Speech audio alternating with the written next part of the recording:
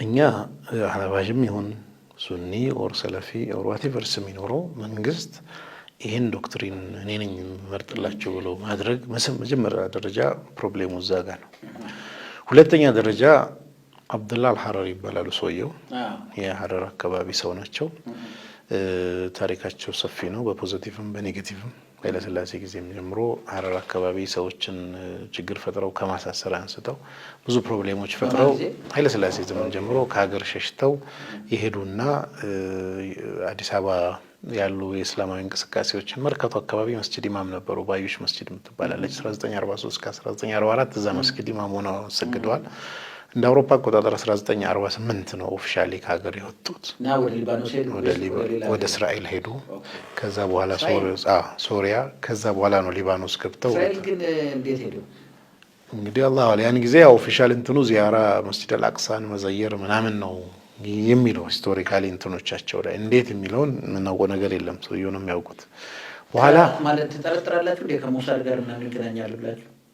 ይሄን እኮ እኛ ብቻ ሳይሆን ጽሁፎችም አሉ። እንደዛ የሚያሳይ እሳቸው ለምን አህባሽ ራሱ ከዛ ጋር ይገናኛል ብላችሁ? እንትና የአሜሪካ ራንድ ኮርፖሬሽን የሚባል ድርጅት አለ። ኦኬ ራንድ ኮርፖሬሽን 2007 ላይ ያስጠናው ጥናት አለ። አሁንም ኦንላይን አለ። አሜሪካ በአፍጋኒስታን እና በኢራቅ በኃይል ገብታ ያደረገችው ላይ ሙስሊሙን እጅ ማሰጠት አልተቻለም። ስለዚህ አይዲዮሎጂካል ጦርነት ሙስሊሞች ላይ መክፈት ይገባል በሚል ለማስፋፋት ፕሮፖዝ የተደረገው ቁጥር 2 አልአህባሽ ነው። ቁጥር 1 ቱርክ ውስጥ የነበረው ፈቱላ ጉሌን እንቅስቃሴ ነው። በሁለተኛ ደረጃ አልአህባሽ ግሩፕ ነው። ኦፕንሊ ዛሬም ድረስ የጉሌ ሙቭመንት እንደውም ጠንካራ ተደርጎ አይደል እንደ የዌስቱ ኤጀንት ነው። የዌስቱ ኤጀንት ነው። ጠንካራ እንትኑ ፖለቲክሱን ፕላስ የሃይማኖታዊ እንቅስቃሴውን አንደርግራውንድ የሆነ ሙቭመንት አለው። ተማሪን ዩኒቨርሲቲ አካባቢ ያስተምራል። ከዛ ይመለምላል። ከዛ መንግስት ላይ እንድትሾም ያደርግሃል። ከዛ አንተ ደግሞ መንግስት ላይ ተቀምጠ ለዚህ ቡድን ትሰራለህ። በዚህ በኩል ከዌስቱ ጋር ፉሊ ኮኦፕሬትድ ነው። ኦፕንሊ ይሄን ቁጥር ማስፋፋት አለብን ብለው ሁለተኛ ተራ ቁጥር ላይ አህባሽ ነው ያለው።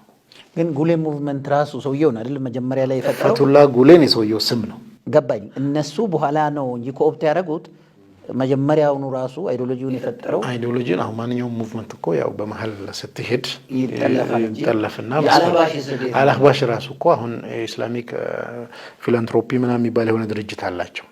ያ ድርጅት የተቋቋመው 1950ዎቹ ነው። ኦርጋኒክ ነው መጀመሪያ ላይ ሀገር ውስጥ የነበረ ድርጅት ነው። 1983 ነው አብዱላ አልሐረሪ ያንን ድርጅት ሃይጃክ አድርገው ወሰደው። ከዛ የዛ መሪ ሆነ።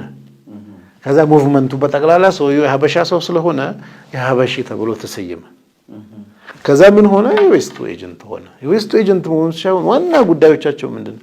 ሙስሊሙ መሀል ውዝግብ መፍጠር ነው። እስልምና ውስጥ የሀሳብ ልዩነት ያለባቸውን አጀንዳ ወደ ፐብሊኩ ሰው እየወሰዱ መሄድ ነው። በተወሰነ መልኩ ደግሞ የሶሪያ የደህንነት መስሪያ ቤትም እስራኤልም ረድቷቸው ሊባኖስ ውስጥ እስከ ፓርላማ አባላት 2 ሰው አስመርጠዋል። የሚሊተሪ ጦር አላቸው። የተለያየ ፖለቲካል ሙቭመንት አላቸው። ቴሌቪዥን፣ ራዲዮ ምናምን አለምላላቸው። እኛ ሀገርም እኮ ቢሆን መንግስት ነው አህባሽን ሲያመጡ አሁን ሰዎቹም በህይወት አሉ። መንግስት ጥናት ተደረገ። በዋናነት ሀጋይ ኤርሊች ነው ይሄን ለኢትዮጵያ መንግስት ፕሮፖዝ ያደረገ። ሀጋይ ኤርሊች የሚባል እስራኤላዊ አለ። ሀጋይ ኤርሊች ጽሁፍ ጽፏል 2010 ከዚህ ከእንትኑ በፊት የካቲት 10 ቀን 2010 በኢትዮጵያ አቆጣጠር ነው 2000 ላይ የካቲት 10 2000 ላይ አዲስ አበባ ዩኒቨርሲቲ አይኤስ ውስጥ ዝግጅት ተደረገ። አህባሽ ኤንድ ወሃቢያ ኢንተርፕሬቴሽንስ ኦፍ ኢስላም የሚል ሴሚናር አለ። ተጋኙ ተብለን ሄድን። ማን ነው የሚያቀርበው? እስራኤል ኤምባሲ አለ። የፖለቲካ አታቸው አለ። ፕሬዘንት የሚያደርገው ሀጋይ ኤርሊች ነው። እኔ መድረኩ ላይ ነበርኩ። ካሚል ሸምሶ ነበረ፣ ኢብራሂም ሙልሸዋ ነበረ፣ የተለያዩ ሰዎች ነው። ምንድነው አህባሽ እንዴት ሞዴሬት እንደሆነ ለኢትዮጵያ እንደሚጠቅም ፕሬዘንቴሽን ቁጭ ብለን ሰማ። ሙስሊም ያልሆኑ ሰው ነው የሚያቀርበው። እስራኤላዊው በኢትዮጵያ ጉዳይ ላይ ምናምን ሲጽፍ የነበረ ሀጋይ ኤርሊች ነው። ከዛ ማን አንተ ለኢትዮጵያ ሙስሊም ነው የሚጠቅመው ፕሬዘንቴሽን እዛ ስብሰባ ላይ ኃይለ ቃል ተነጋገርን። ያንንም ክስተት እኔ እንደውም ጋዜጣ ላይ ሰለፊያ ጋዜጣ ላይ ጽፈዋለሁ እንዲህ ሆነ ብዬ በእለቱ ማለት ነው 2000 ላይ የካቲት 10 ቀን ማለት ነው። ከዛ ሰውየው በጽሁፍም አምጥቷል። ከዛ ያን ክስተት ዊኖዝም ዩኒቨርሲቲም አካባቢ መጨረሻ ላይ መጥተው ሲበጠብጡንም ነበረ። እዚህ 3 ቁጥር ማዞሪያ አዲስ አበባ ሴንተር ከፍተው እንቀሳቀሳሉ። እንደማንኛውም የፈለገውን ሰው መከተል መብቱ ነው፣ እኛ ጉዳይ አይደለም። ግን የኢትዮጵያ መጅሊስ ሃይጃክ አድርገ የኢትዮጵያ ሙስሊም ሙሉ በዚህ መንገድ ወስዳለሁ ብለ ያውንም የደህንነት መስሪያ ቤት ሰፖርት አድርጎ ምናምን አድርጎ ስትመጣ አናዘር ኢሹ ነው እና ይሄንን ነው እንጂ እንደ አቋም የፈለገውን እኛ ምን አገባኝ እኔ ከፈለው ያ ጉዳይ ነው እና ያ ሲመጣ የመቃወም ሁኔታዎች መጡ። ኢትዮጵያ ደግሞ መጨረሻ ላይ ሰውየው የሞቱት 2001 ነው በኢትዮጵያ አቆጣጠር ማለት ነው። ሰውየውን ወደ ኢትዮጵያ ለማምጣት የኢትዮጵያ መንግስት ደህንነት መስሪያ ቤት ዲስከስ አድርጎ ኢትዮጵያ እንዲመጡ ተብሎ መጀመሪያ 1996 ነው የመጡት። 1996 ሲመጡ የኢትዮጵያ ደህንነት መስሪያ ቤት ከሚሊተሪ እነሳ ሞራን ጨምሮ የተለያዩ ሰዎች ነው የተቀበሏቸው። ባሌ ሼካና ሁሴን በሚሊተሪ በመከላከያ ሄሊኮፕተር ነው የወሰዷቸው። ይሄ ሁሉ የሚታወቅ ነገር ነው።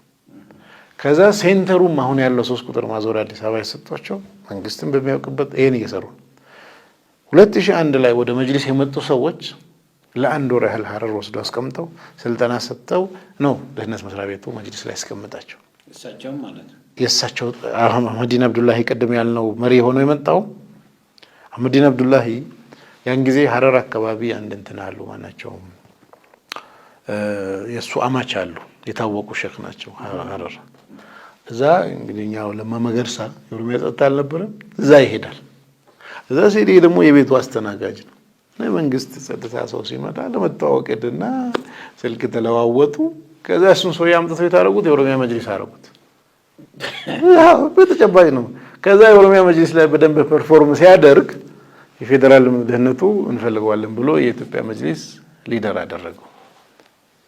ከዛ ይሄ ሰው ደግሞ ቦታውን ሲይዝ ትንሽ ቆይቶ ወደ ምን መጣ? ፕሮጀክት መብሮ ተከትለው መጣ። ይሄን ዲቴይልስ ዶክመንት በሆነ መንገድ እጃችን ላይ ያሉ ናቸው። አሁን ምን ሆነ? እኛም ቅድም እንዳልኩ መንግስት ከጀርባ ሆኖ መጅሊስን አህባሽን ከፊት ያርግ እንጂ ቢሃይንድ ያለው ደህንነት መሆኑን ገና ሳይጀምሩ ነው ዶክመንት ላይ ያየ ነው። እየመጣ ያለው ነገር የመንግስት ፕሮግራም መሆኑን በፌደራል ጉዳይና በደህንነት መስሪያ ቤት የሚመራ መሆኑን እነዚህን ሁሉ ዲቴይልስ አንድ ሰው እስር ቤት ገባ። አሁን ደህንነት ሰዎች ታሰሩ አይደል? ሄጄ ጠየቅኩት ቃሊቲ። አሁን አንተም ታስረሃል፣ ስልጣንም ወርዷል። እስቲ ያን ጊዜ እንዴት ጀመራችሁ አስረዳኝ። ያንን ክስተት እንዴት ስፔሲፊካሊ ተጀመረች የሚለው ደህንነት መስሪያ ቤት ተጠራን አለ። ከተጠራን በኋላ ጌታቸው አሰፋ ጽሁፉን ይዘው መጣል።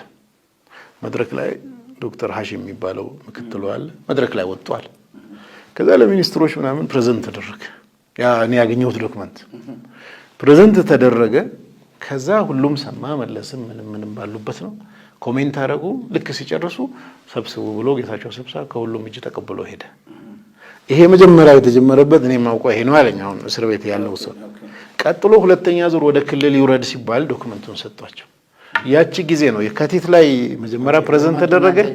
መጋቢት ሁለተኛ ፌዝ ላይ ነው እኛ ገባ እና ይሄ ሁሉ ባለበት ሁኔታ የአህባሽ ልክ መሆን ያለ መሆን ሳይሆን አህባሽን መንግስት ለራሱ ሚሽን ይዞ የመጣው መሳሪያ መሆኑን ለኢትዮጵያ ይሄ ይጠቅማል ብለው አይሁዳዊው ሀጋይ ኤርሊች ቀድሞ ከ3 ዓመት በፊት መድረክ ላይ እንትን ያደረግነው ኢትዮጵያ ሚቲ ቲቪ ላይ ቀርቦ እኮ ይሄን ጉዳይ አህባሽ እንዴት ሞዴሬት እንደሆነ ኢትዮጵያ ቴሌቪዥን ላይ በእንግሊዝኛ ፕሮግራም ላይ ፕሬዘንት አድርጎ ይሄ ሁሉ ያየን ነው።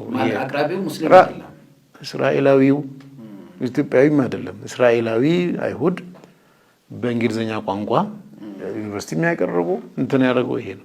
ጽሁፉን እኔ ደግሞ መጽሐፍቶቹንም አንብቤያቸዋለሁ። ጥያቄ አንተ ማነህን እንትን የምትለው በሚል ኢብራሂም ሙሉሻዋ፣ እኔ ካሚል መሐመድ ሳላ እስራኤላዊው ነው። አዎ ይሄ ሰውዬ ነው መንግስት ጋር ወስዶ ያሳመነው። መንግስት ደግሞ ኢንተርኔት በራሱ ይሄ እስራኤላዊ ባይገባበት የአልሃባሽ እንትኑን ዶክትሪኑን ከዛ በፊት አይተው ነበር። አንተ በደንብ ነው ዩኒቨርሲቲ ያለው መጀመሪያው ትክክል አይደለም ብላችሁ 97 ላይ ነው በቃ እነሱ ጋር አይነት ያላችሁ ጋር እኔ የተገናኘው 97 ነው። ኦኬ። ስለዚህ መጀመሪያውንም አውቃለሁ፣ መጽሐፍቶቻቸውንም አንብቤያለሁ። በቃ ስለዚህ የራሳቸው ጉዳይ ነው የሆነው። መንግስት ማምጣቱ ብቻም ሳይሆን የእስራኤል ኤጀንቶች ውስጥ መኖሩ ብቻም ሳይሆን በራሱ መጀመሪያውኑ ሪጀክት አድርገው። እኔ ፐርሰናሊ በስፋት ስለነሱ አንብቤያለሁ። እንትናቸውን ፎሎ አፕም ነበር።